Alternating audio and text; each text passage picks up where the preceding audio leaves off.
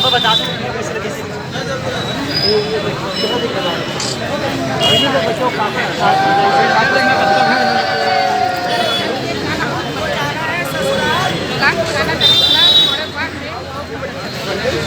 दीदी आप लोग बताओ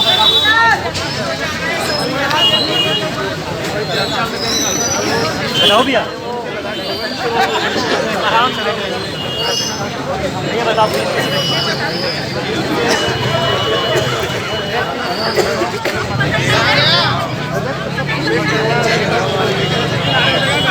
कैसे रही से पिक्चर